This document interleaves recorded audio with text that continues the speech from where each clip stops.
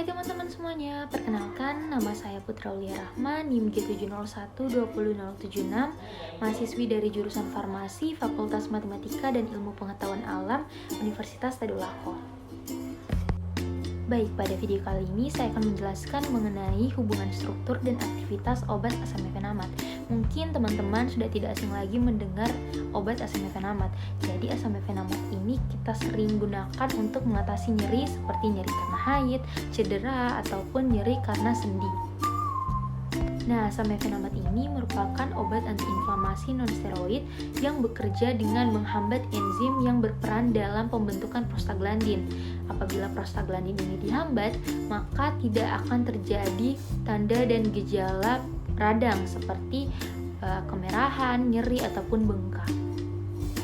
Jadi asam mefenamat ini berbentuk serbuk habur atau hampir putih dan melebur pada suhu kurang lebih 230 derajat Celcius. Larutan dari asam mefenamat ini larut dalam alkali hidroksida, agak sukar larut dalam kloroform, sukar larut dalam etanol dan metanol, dan praktis tidak larut di dalam air. Kemudian untuk rumus struktur asam mefenamat bisa kita lihat. Untuk farmakodinamika dari asam mefenamat sendiri, jadi asam mefenamat ini menghambat siklooksidasi 1 dan siklooksidasi 2 dan sama-sama menghambat prostaglandin. Tetapi asam mefenamat ini lebih kuat menghambat siklooksidasi 1 sehingga sifat atau efek anti nyeri dari asam mefenamat itu lebih kuat dari efek anti inflamasinya. Baik, untuk penyerapan dari asam mefenamat itu, asam mefenamat ini cepat diserap di dalam saluran pencernaan. Waktu untuk mencapai konsentrasi plasma puncak dari asam mefenamat itu dibutuhkan 2-4 jam. Kemudian setelah penyerapan itu akan didistribusikan. Nah, asam mefenamat ini didistribusikan ke ASI tetapi dalam jumlah yang kecil. Kemudian volume distribusinya 1,06 liter per kilogram dan pengikatan protein plasmanya itu lebih dari 90% ke albumin. Kemudian akan mengalami metabolisme. Nah, sebelum saya jelaskan mengenai metabolisme dari asam mefenamat, perlu kita ketahui bahwa metabolisme obat itu terbagi menjadi dua fase, yakni fase 1 dan fase 2. Pada reaksi-reaksi ini, senyawa yang kurang polar akan dimodifikasi menjadi senyawa metabolit yang lebih polar. Proses ini dapat menyebabkan aktivitas atau inaktivasi senyawa obat. Untuk reaksi pada fase 1 itu dapat terjadi melalui oksidasi, reduksi, hidrolisis, siklisasi, dan desiklisasi, dan penambahan oksigen atau penghilangan hidrogen yang dilakukan oleh campuran fungsi oksidasi. Seringkali terjadi di hati. Reaksi oksidatif ini biasanya melibatkan sitokrom P450 monooksigenase atau sering disingkat dengan CYP.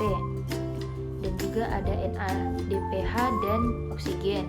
Jika metabolit dari reaksi fase 1 ini cukup polar, mereka dapat dengan mudah diekskresikan pada fase 1 ini.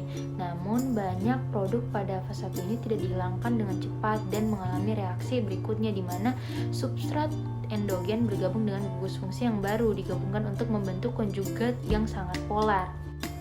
Nah, obat asam mefenamat itu mengalami fase 1 karena metabolismenya terjadi di hati, dan juga asam mefenamat ini mengalami reaksi oksidatif yang melibatkan sitokrom P450 monooksigenase atau biasa disingkat dengan CYP. Nah, lebih tepatnya asam mefenamat ini dimetabolisme oleh enzim CYP29C menjadi asam 3-hidroksimetilmefenamat. Nah, asam mefenamat ini akan mengalami fase 2 atau fase konjugasi, di mana dalam reaksi fase 2 ini metabolit xenobiotik teraktivasi dikonjugasi dengan glutathione atau biasa disingkat dengan GSH, sulfat, glisin atau asam glukuronat. Situs pada obat di mana reaksi konjugasi itu termasuk gugus karboksi, hidroksi, amino, dan tiol. Nah, tadi kan kita sudah tampilkan bahwa rumus struktur asam mefenamat itu terdapat gugus karboksi atau COH, yang dimana menandakan bahwa asam mefenamat ini mengalami fase konjugasi.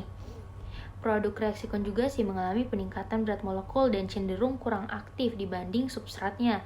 Tidak seperti reaksi pada fase 1, yang sering menghasilkan metabolit aktif, penambahan kelompok anionik besar seperti glutathione mendetoksifikasi elektrolit reaktif dan menghasilkan lebih banyak metabolit polar yang tidak dapat berdifusi melintasi membran. Oleh karena itu dapat ditransportasikan secara aktif.